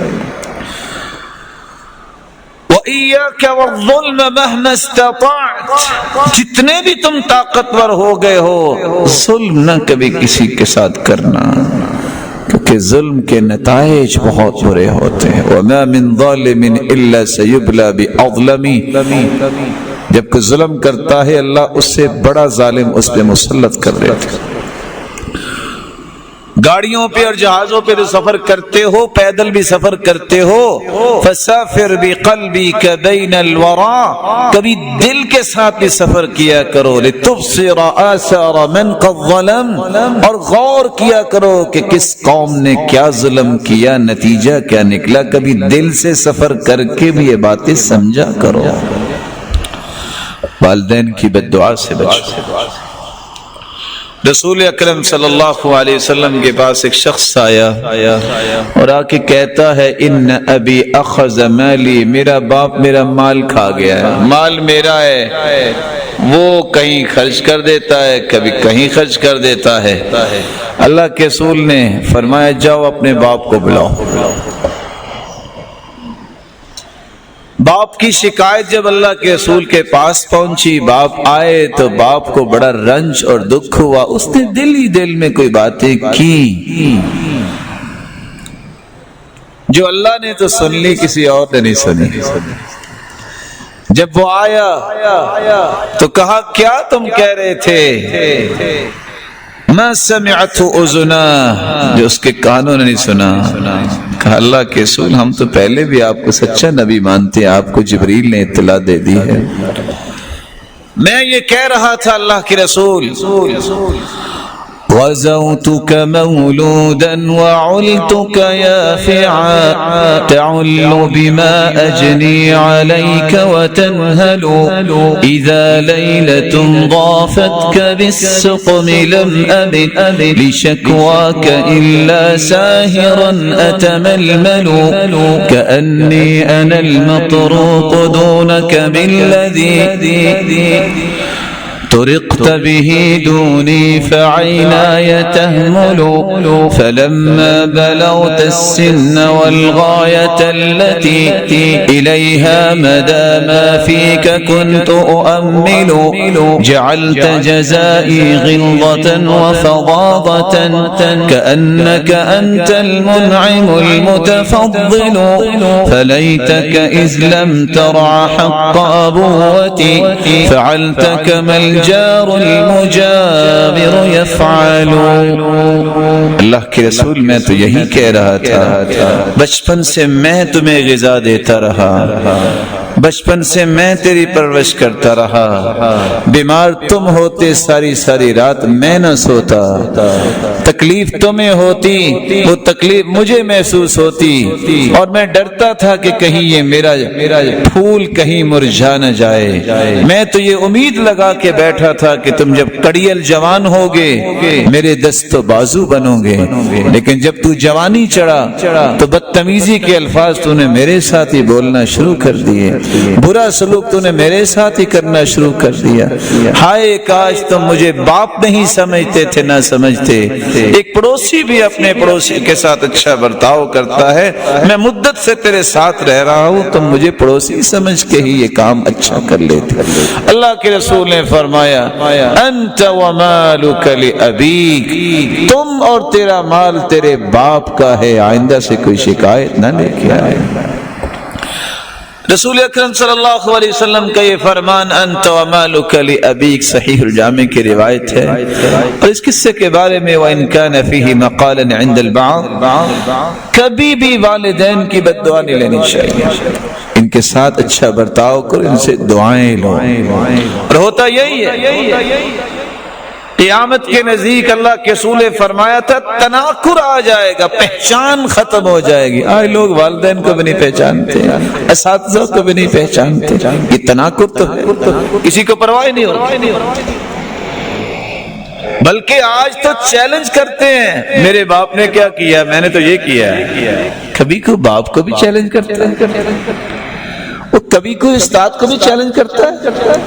وَعَلِّمُهُ الرِّمَايَةَ كُلَّ يَوْمٍ فَلَمَّا اشْتَدَّ سَاعِدُهُ رَمَانِي، کہاں تک کہنے والے نے روزانہ میں تیر اندازی سکھاتا رہا، جو ہی اس نے تیر اندازی سیکھ لی، بازو میں طاقت آئی تو اس نے پہلا تیر مجھے ہی مارا۔ وَعَلِّمُهُ الْفُتُوَّةَ، میں اپنے ہاتھ سے دودھ پلایا کرتا، فَلَمَّا طَرَّ الشَّارِبُهُ جَفَانِي، جو ہی معمولی سی مونچھیں اس کی آ گئیں، اس نے بدتمیزی سب سے پہلے میرے ساتھ کی۔ جس قوم کے اندر والدین کے بدتمیزی کرنے والے لوگ ہوتے ہیں، اساتذہ کی عزت اچھالنے والے ہوتے ہیں، وہ قوم کبھی بلند نہیں ہوتی۔ رسول اکرم صلی اللہ علیہ وآلہ وسلم نے اس بات کا حکم دیا ہے کہ والدین کی بد دعا سے انسان کو بچنا چاہیے۔ حسن بن علی کہتے ہیں بین انا اطوف مع ابی حول البیت فی لیلۃ ظلماء وقد رقدت العیون وهدأت الاصوات اذ سمع بی ہاتفا یہتف، میں اپنے باپ کے ساتھ بیت اللہ میں تھا، رات بھی اندھیری تھی، آنکھیں سو چکی تھی اور آوازیں ختم ہو چکی تھیں، ایک غمناک آواز آئی جو کہہ رہا تھا یا من یجیب دعاء المضطر فی الظلام یا کاشف الضر یا کاشف الضر والبلوى مع السقم قد نام وفدك حول البيت وانتبهوا وأنت عينك يا قيوم لم تنم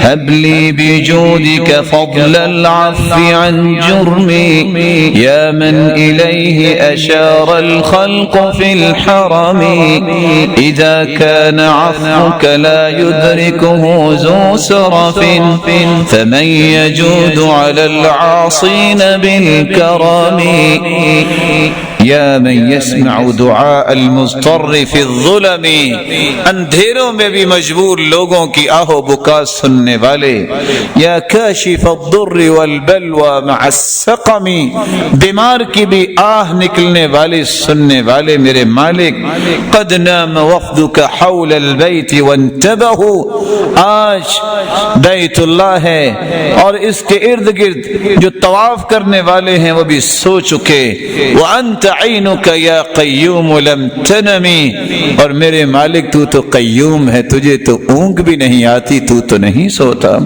حب لی بجودک فضل العفو عن جرمی، میں نے جتنے بھی جرم کیے ہیں یا اللہ اس پہ معافی کا قلم پھیر دے، یا من الیہ اشار الخلق فی الحرم، اے وہ میرے مالک حرم میں آ کے تجھ سے ہی تو مخلوق دعائیں کرتی ہے، ان کان عفوک لا لا يدركه ذو صرف، جس نے زیادتی کی ہے آج تیری معافی اس تک نہ پہنچی، فمن يجود على العاصين بالكرم، اگر تو معاف نہیں کرے گا تو کون ان کو معاف کرے گا؟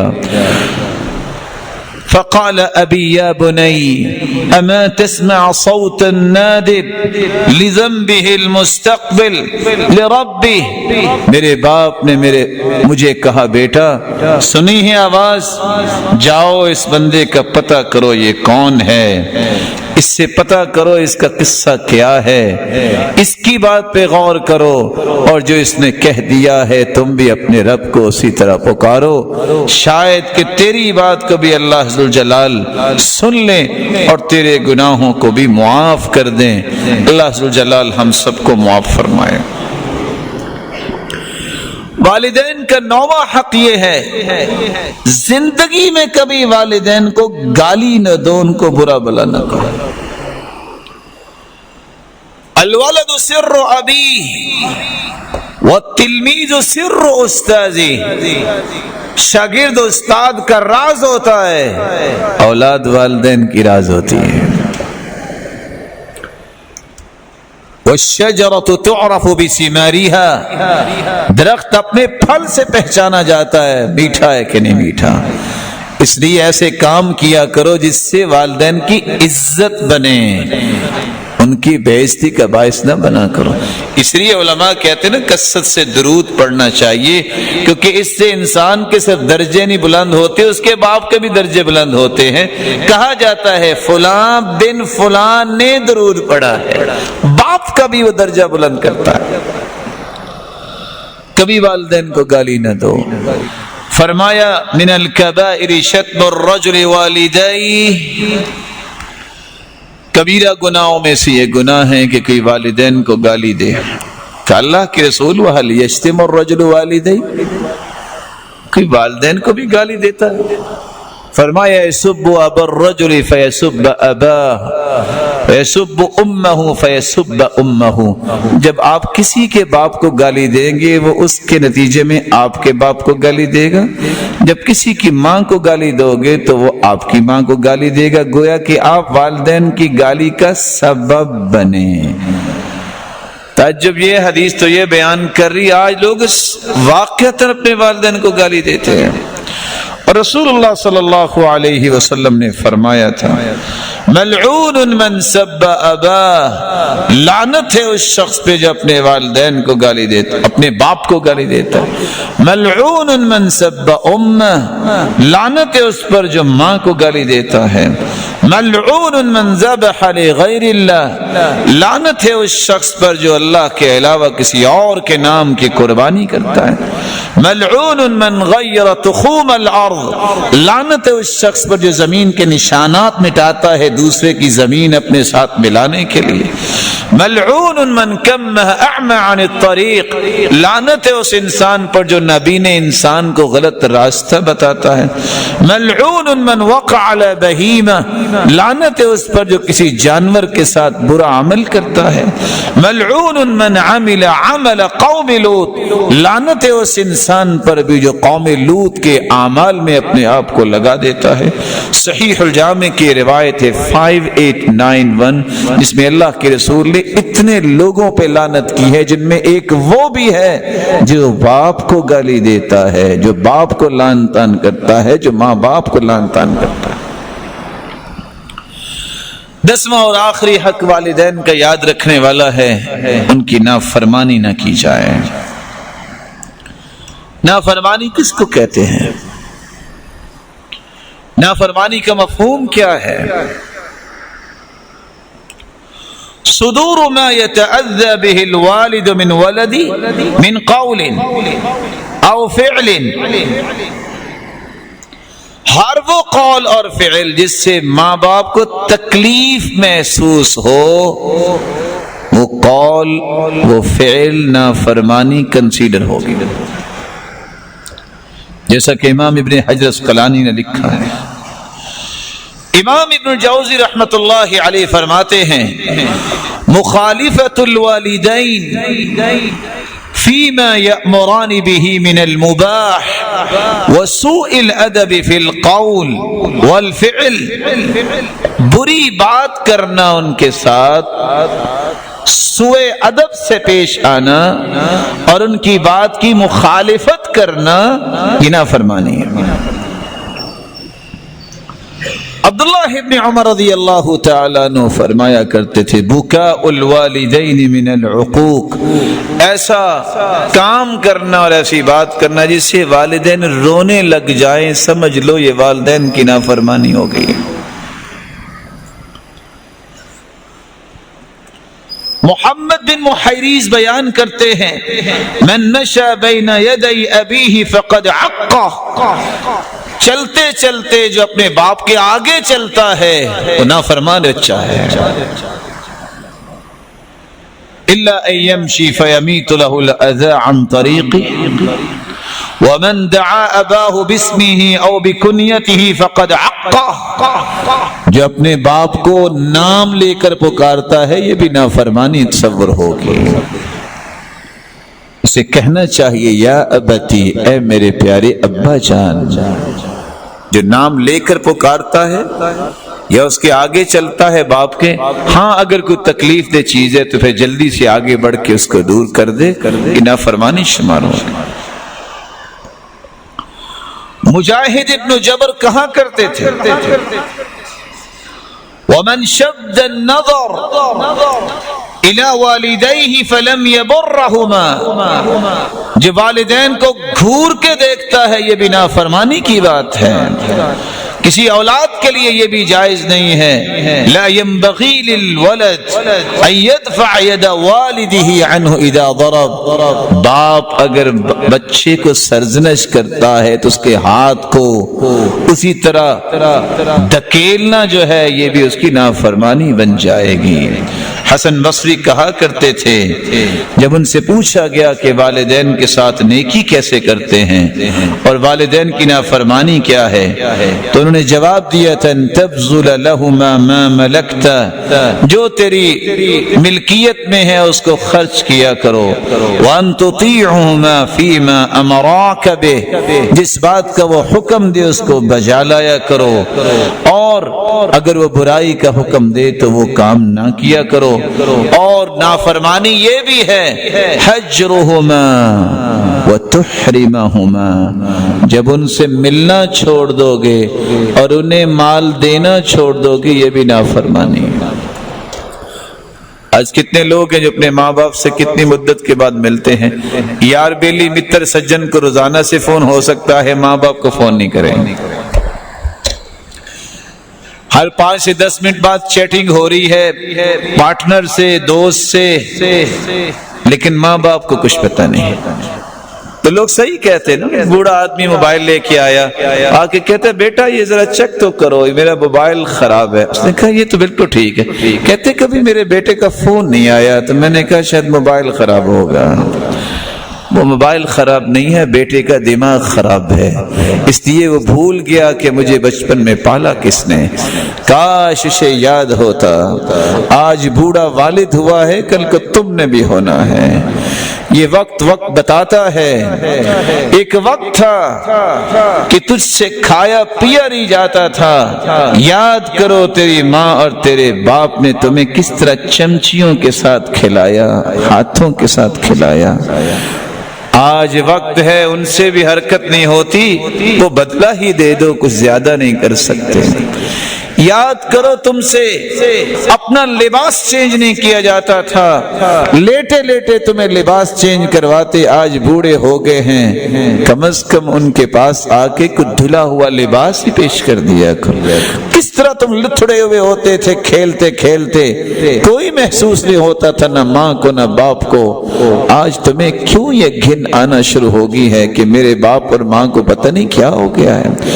کس طرح تجھے انگلی پکڑ کے چلایا، اور پہلا قدم جب تم چلے تو کس طرح اس نے اللہ کا شکر ادا کیا، شرینیاں تقسیم کی۔ آج تم اس کا سہارا نہیں بن سکتے کہ اس نے مسجد جانا ہے تو خود لے کے جاؤ، کہیں جانا ہے تو اس کا اہتمام کر لو۔ یاد رکھنا کما تدین تدان، جیسا تم کرو گے ویسا ہی تمہاری اولاد تمہارے ساتھ کرے گی۔ اللہ عز و جلال والدین کی نعمت جس کو عطا ہے اللہ ان کی حفاظت فرما دے۔ عبداللہ بن عباس سے کسی نے پوچھا کہ عقوق کیا ہے، والدین کی نافرمانی کیا ہے؟ انہوں نے جواب دیا لو ان الولد وقف بجانب والده فنفض ثوبه، اگر باپ کے ساتھ بیٹا کھڑا ہو، کھڑا کھڑا اپنا کپڑا جھاڑتا ہے، فطار الغبار علیہ، اور گرد اڑ کے باپ پہ آتی ہے، کتب عند اللہ عاقا، یہ اپنے والدین کا نافرمان لکھا جائے گا۔ آج گرد کی بات تو بڑی دور رہ گئی، آج تو کوشش یہ ہوتی ہے کہ میں سچا ہونے کے لیے کسی طریقے سے ماں باپ کو جھوٹا کروں گا تو سچا ہوں گا، ان سے جان چھوٹے گی تو میری کوئی زندگی بنے گی۔ شاید کہ تمہیں پتا ہو جس دن یہ نعمتیں ہاتھ سے چھن گئیں رحمت کے دروازے بند ہو جائیں گے۔ حسن بصری ماں کی وفات پہ رونے لگ گئے۔ پوچھنے والے نے پوچھا آپ تو دنیا کو سمجھایا کرتے تھے، آپ کو کیا ہو گیا؟ کہا میں ماں کی وفات پہ نہیں رو رہا، وہ میری ماں نے اللہ کے پاس جانا تھا وہ چلی گئی، میں تو رو رہا ہوں جو ان کی دعاؤں کی وجہ سے رحمت کے دروازہ کھلا تھا وہ آج بند ہو گیا۔ والدین کی نافرمانی سے بچنی چاہیے، والدین کی عزت اور احترام میں کمی نہیں ہونی چاہیے۔ اللہ عز و جلال سے دعا ہے اللہ عز و جلال ہم سب کو اس بات کی توفیق عطا فرمائے۔ اسمعی جس کا تذکرہ آپ نے سنا تھا، لغت کے بہت بڑے امام ہیں، وہ کہتے ہیں میں ایک مرتبہ دیہات میں نکلا، میں نے چاہا کہ مجھے کوئی ایسا بندہ ملے جو گاؤں میں سب سے بڑا نیک ہے، اپنے والدین کے ساتھ نیکی کرنے والا، اور سب سے بڑا نافرمان ہے۔ میں مختلف دیہاتوں میں چکر لگا رہا تھا، میں کیا دیکھتا ہوں ایک انسان نے اپنے باپ کی گردن میں ایک رسی ڈالی ہوئی ہے اور ڈول باندھا ہوا ہے، اور وہی کام لے رہا ہے جو جانوروں سے لیتا ہے۔ میں نے کہا ظالم کیا کر رہے ہو، کیا کر رہے ہو؟ باپ بول کے کہتا ہے کچھ نہ کہو، میں نے بھی اپنے باپ کے ساتھ ایسا ہی کیا، آج میرے ساتھ بھی ایسا ہو رہا ہے، کل کو اس کے ساتھ بھی ایسا ہو۔ جو رویہ والدین کے ساتھ تم رکھو گے تمہاری اولاد بھی وہی رویہ رکھے گی۔ اللہ عز و جلال سے دعا ہے کہ اللہ عز و جلال والدین کی خدمت کرنے والے اور ان کو راضی کرنے والوں کی صف میں شامل فرمائے۔ حکماء اس بات کی تلقین کیا کرتے تھے لا تصادق عاقا، والدین کے نافرمان اور بدتمیزی کرنے والے کو زندگی میں دوست نہ بنانا، یہ اپنے باپ کا سگا نہیں ہے، تمہارا کیسے سگا بن سکتا ہے؟ اس کی خدمت اور اس کی خدمت اور اس کے ساتھ اچھا برتاؤ کرنا تو واجب تھا، یہ واجبات کا خیال نہیں کرتا، یہ دوستی تو مستحبات میں سے ہے، یہ اس کا خیال کیسے کرے گا؟ اس لیے رسول اللہ صلی اللہ علیہ وسلم نے فرمایا تھا، صحیح الجامع کی روایت ہے 767، لا يدخل الجنة منان ولا عاق ولا مدمن خمر، احسان جتلانے والا، والدین کا نافرمان اور شراب میں دھت رہنے والا جنت میں داخل نہیں ہوگا۔ بلکہ صحیح الجامع کی روایت کے الفاظ یہ بھی ہیں 3052، ثلاثۃ قد حرم اللہ علیہم الجنہ، تین ایسے بدبخت ہیں جن پر جنت حرام ہے۔ ایک وہ ہے مدمن الخمر، جو شراب نوشی کرنے والا ہے دھت رہتا ہے شراب میں، والعاق جو والدین کا نافرمان ہے، والدیوس الذی یقر فی اہلہ الخبث جس کے گھر میں خباثت ہوتی ہے اور اسے پرواہ نہیں ہوتی، کہتا ہے کچھ نہیں ہوا۔ اللہ عز و جلال ہمیں محفوظ فرمائے۔ لیکن یہاں میں من باب الفائدہ یہ بتانا ضروری سمجھوں گا کہ اولادیں کیوں والدین کے ساتھ بدتمیزی کرتی ہیں اور کیوں نافرمان ہوتی ہیں، اس کے اسباب بھی ہیں کچھ۔ جو اولاد جاہل ہوگی، جن کو علم نہیں سکھایا ہوگا، وہ بدتمیز بنے گی۔ جس کی تربیت اچھی نہیں کی ہوگی، وہ پہلا اثر آپ کو دکھائے گا۔ جب تک آپ اپنے بچوں کی دوستیوں کو نہیں چیک کرتے وہ اچھی ہیں کہ بری ہیں، بری دوستیاں بھی اولاد کو بدتمیز بنا دیتی ہیں۔ جو والدین اپنے والدین کی نافرمانی کرتے ہیں، ان کی اولادیں ان کی نافرمانی کرتے ہیں۔ جو والدین اپنی اولاد میں ناانصافی کرتے ہیں، ان کی اولاد کبھی تمیز سے بات نہیں کرتی، وہ وہی آگ نکالتے ہیں حسد کی، غصے اور بغض کی، جو ناانصافی انہوں نے والدین میں دیکھی ہوتی ہے۔ جو والدین اولاد کی نیکی میں مددگار نہیں ثابت ہوتے، نیکی سے روکتے ہیں، ان کی اولادیں کبھی ان کے کام نہیں آئیں۔ جو والدین طلاق کی صورت میں انصاف چھوڑ دیتے ہیں، ماں کے ساتھ والد ظلم کرتا ہے، وہ باپ کبھی اپنے بیٹوں سے عزت نہیں کرواتا۔ جو ماں اپنے خاوند کی بے عزتی کرتی ہے، اس کی بیٹیاں کبھی اس کی عزت نہیں کریں گی۔ اپنی اولادوں کو ایسی جگہوں کے میں نکاح اگر کر دیا جائے بدتمیز اور بے دین لوگوں کے ساتھ، اس کا خمیازہ انہیں بھگتنا پڑتا ہے۔ کیسے بھگتنا پڑتا ہے؟ یہ اس گھر میں رہنے کے پھر قابل نہیں سمجھے جاتے۔ وہ اپنے ہاتھ کی کمائی ہوتی ہے، وما اصابکم من مصیبت فبما کسبت ایدیکم، اپنے ہاتھوں کی کمائی ہے، جیسی چیز خریدی اس کا بدلہ تو ملے گا۔ اس لیے اپنی خواہشات کی اولاد کو بھیٹ نہ چڑھایا کرو، اللہ کے دین کی سربلندی کیا کرو۔ فرمایا تھا تنکح المرأة لأربعین، 4 چیزوں کی وجہ سے شادی لوگ کرتے ہیں۔ کوئی جمال کو دیکھتا ہے، کوئی مال کو دیکھتا ہے، کوئی خاندان کو دیکھتا ہے، کوئی دین کو دیکھتا ہے۔ فاظفر بذات الدین تربت یداک، تم صرف اور صرف دین کو مقدم کرو، اللہ اس میں برکت ڈالیں گے۔ اور تعجب یہ ہوتا ہے کہ لوگ کہتے ہیں دعا ویسے کر دیں، گھر اچھا مل گیا ہے مال، بس دعا کر دے نمازی بن جائے۔ میں کبھی کبھی سوچتا ہوں یہ دعا تو ہو جاتی ہے قبول، اگر وہ یہ کہیں کہ گھر بڑا اچھا ملا ہے، بچہ تہجد گزار ہے، دعا کریں اللہ اسے مالدار کر دے، تو یہ دعا قبول نہیں ہوگی؟ کیا جی بات سمجھ رہے ہیں نا؟ یہ دعا قبول نہیں ہوگی، لیکن یہ دعا کوئی نہیں کرواتا۔ معیار جب یہ بن جاتا ہے تو پھر زندگی روتے گزرتی ہے، سسکیاں لیتے گزرتی ہے، وہ اولادوں کی خوشیاں نہیں دیکھ پاتے۔ وہ خوشیوں کے جتنے الفاظ ہیں نا، خا، واو، شین، یا، الف اور غنہ، بس اتنے دن ہی خوشی ہوتی ہے، اس کے بعد پھر مصیبتیں شروع ہو جاتی ہیں۔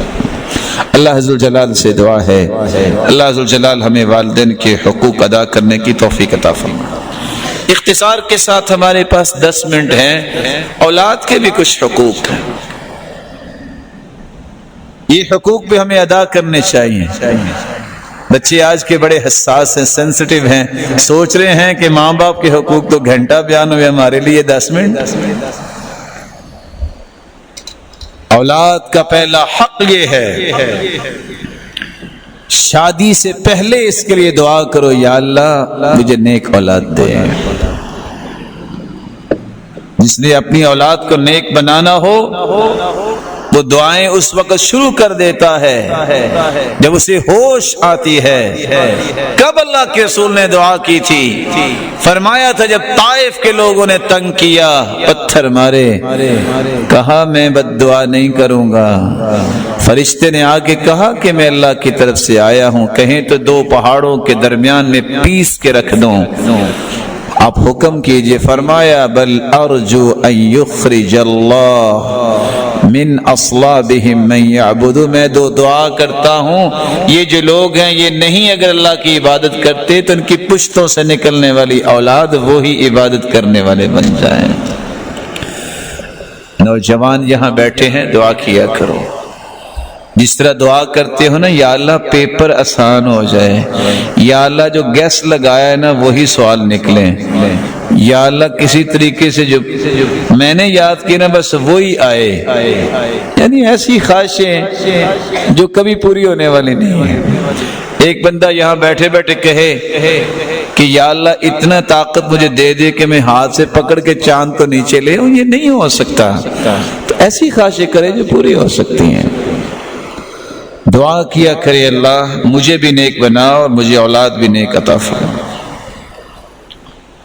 رسول اکرم صلی اللہ علیہ وسلم نے فرمایا ہے پہلا حق یہ ہے کہ تم دعا کرو، جب اپنی بیوی کے پاس جاؤ تب بھی دعا کرو، اور حکم یہ جو شریعت کا ہے ماننے والا اولاد کی بہت بڑی مصیبتوں سے بچ جاتا ہے۔ امام ابن القیم رحمۃ اللہ علیہ فرماتے ہیں وَقَدْ يَفُوتُ الْوَلَدُ خیر بسبب تفریط الابوین کترک التسمیۃ عند الجماع، بہت ساری اولادیں محروم ہو جاتی ہیں بہت ساری خیر سے، سبب ان کے والدین ہوتے ہیں جو دعا نہیں کرتے، جو دعا نہیں پڑھتے۔ رسول اللہ صلی اللہ علیہ وآلہ وسلم نے اولاد کا دوسرا حق رکھا ہے، اولاد کو ہمیشہ حلال کھلاؤ، کھلاؤ حرام اور کہو کہ وہ بچے نیک ہو جائیں، یہ کیسے ہوگا؟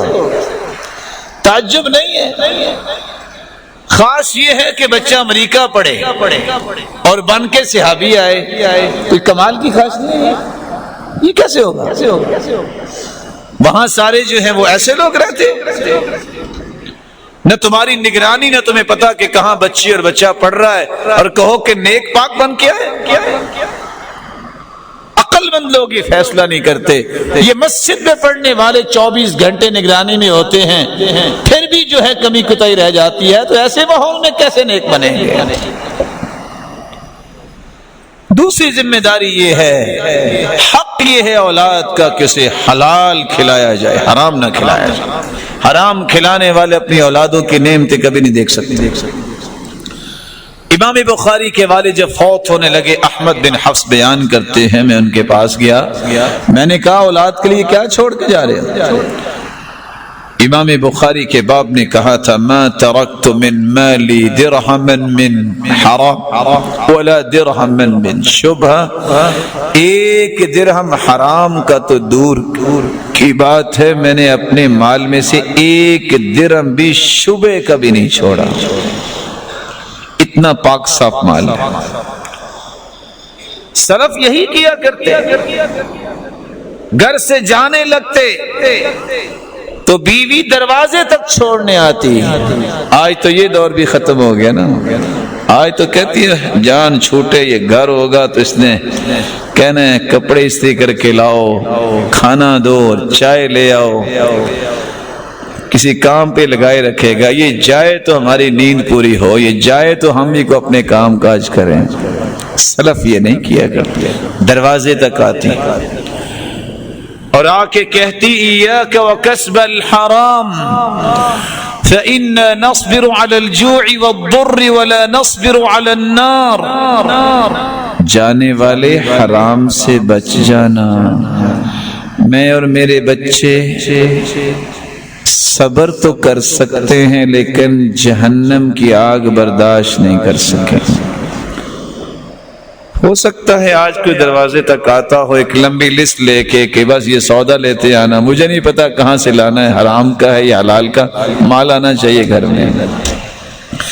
دعا دے کے رخصت کرتی اور وہ بھی دعا دے کے رخصت ہوتے۔ آپ بھی ماشاءاللہ دعا تو دیتے ہی ہوں گے،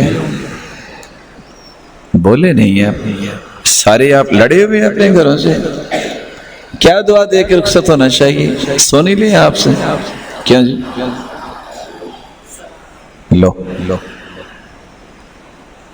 جب کچھ سفر پہ جانے لگے تو دعا کیا دینی چاہیے؟ آپ یاد کریں گے تو جا کے گھر سے کھائیں گے نا. کیا دعا دینی چاہیے؟ استودعک اللہ دینک و امانتک. کسی کو یاد نہیں ہے؟ وخواتیم عملک زودک اللہ التقوى وغفر ذنبک ویسر لک الخیر حیثما کنت. اور جو جانے والا ہے اسے کون سی دعا دینی چاہیے؟ لو وہ تربیتی مجالس ہوتی تو جو بزرگ حضرات ہوتے نا، تو ایک دن حضرت حافظ صاحب نے فرمایا کہ چلو آج التحیات ایک دوسرے کو سناتے ہیں. تو وہ پنجابی بولنے والے تھے، وہ کہتے ہیں حافظ جی پردے پینے تے پیرین دے اسی کدی التحیات پڑھی کوئی نہیں تو کیویں سناواں گے. تو کبھی نہیں کسی نے دعا دی. استودعک اللہ الذی لا تضیع ودائعہ. میں اللہ تعالیٰ کی امانت میں دے کے تمہیں جا رہا ہوں، جو اللہ کی امانت میں چلا جائے وہ کبھی ضائع نہیں ہوتا. تیسرا حق یہ ہے، یہ حلال روزی کی بات کر رہے تھے. عبداللہ بن مبارک کے باپ کو جب ایک باغ کا مالی رکھا گیا تو باغ کا مالک آ کے کہتا ہے کچھ انار لے کے آؤ. وہ لے کے آئے، وہ ترش تھے. کہا آپ کو پتہ نہیں ہے کہ میٹھا انار کون سا ہوتا ہے اور کڑوا؟ کہا آپ نے تو رکھوالی کے لیے مجھے رکھا تھا، آپ نے پھل چیک کرنے کا تو مجھے اجازت نہیں دی تھی، تو میں نے تو جب سے آیا ہوں آج تک کبھی چیک کیا ہی نہیں ہے. ایسے لوگوں کی اولادیں پھر عبداللہ بن مبارک بنتی ہیں. تیسرا حق یہ ہے اولاد کا کہ ان کی ماں کا اختیار اچھا کرے. ایسی ماں تلاش کرے اپنی اولاد کی جو نیک اور صالحہ ہو. رسول اکرم صلی اللہ علیہ وسلم نے فرمایا تھا کہ اگر کوئی چاہتا ہے کہ خوبصورت زندگی اختیار کرے تو اس کو 3 کام کرنے چاہیے. لِيَتَّخِذَ أَحَدُكُمْ قَلْبًا شَاكِرًا وَلِسَانًا ذَاكِرًا وَزَوْجَةً مُؤْمِنَةً تُعِينُهُ عَلَى آخِرَتِهِ. دل ایسا بناؤ جو اللہ ذوالجلال کا شکر کرنے والا ہے، زبان ایسی بناؤ جو اللہ کا ذکر کرنے والی ہے، بیوی ایسی تلاش کرو جو آخرت کے معاملے میں آپ کی مددگار بن جائے. ایسی نیک عورت کی اولاد پھر تمہیں خوشیاں بھی دے گی اور تم زندگی میں اور آخرت میں سکون بھی پاؤ گے. بیان کرنے والے بیان کرتے ہیں قصہ. سیدنا عمر کے پاس ایک شخص آیا، کہتے ہیں کہ میرا بیٹا میرے ساتھ بڑی بدتمیزی کرتا ہے. کہا بلاؤ اسے. کیوں بھائی؟ کہا اس نے میرے 3 حق ادا نہیں کیے تو آج مجھ سے کیا امید لگائے بیٹھے. کہا تیرا کیا حق تھا؟ کہا پہلا حق یہ تھا کہ میری ماں کوئی اچھی تلاش کرتا تو میرے باپ نے رقاصہ کے ساتھ رقص کرنے والی سے شادی کی ہے تو میں کیا کروں گا.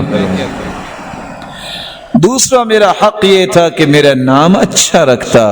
فسمانی جعلا، اس نے میرا نام جعل رکھا ہے، اور جعل اس کیڑے مکوڑے کو کہتے ہیں جو غلاظت میں پلتا ہے.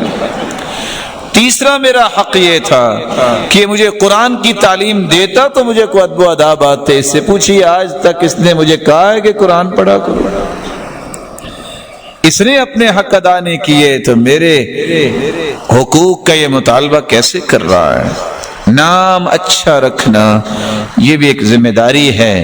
ایسا نام جس نام کو سن کے انسان کو خوشی ہوتی ہے. انبیاء کے نام ہیں، صحابہ کے نام ہیں. بعض لوگ یہاں بھی بے روی کا شکار ہوتے ہیں، ڈھونڈتے پھریں گے ایسا نام رکھنا جو کسی نے رکھا ہی نہ ہو. وہ ایک شخص کو بڑی ہی تمنا تھی نام ایسا رکھو جو کسی نے نہیں رکھا.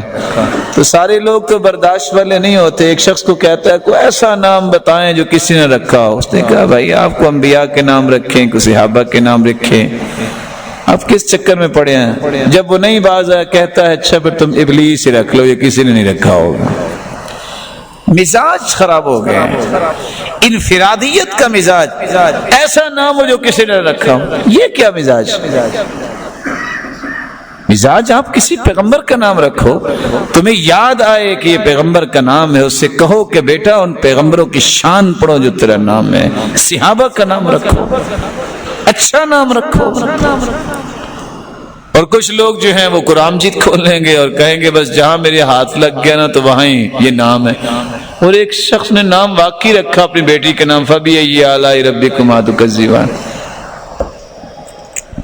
اور آپ حیران ہوں گے، اس وقت بھی فیصل آباد میں بہت نیک آدمی تھے، فوت ہو گئے، انہوں نے اپنے 3 بیٹوں کے نام رکھے تھے بسم اللہ، ماشاءاللہ، انشاءاللہ۔ وہ اتفاق سے جب عمرہ کرنے گئے وہ خود ہی بتاتے ہیں، تم نے کہا مسمک، کیا نام ہے آپ کو؟ کہے ماشاءاللہ۔ وہ کہے آپ کا نام کیا ہے؟ وہ کہے ماشاءاللہ۔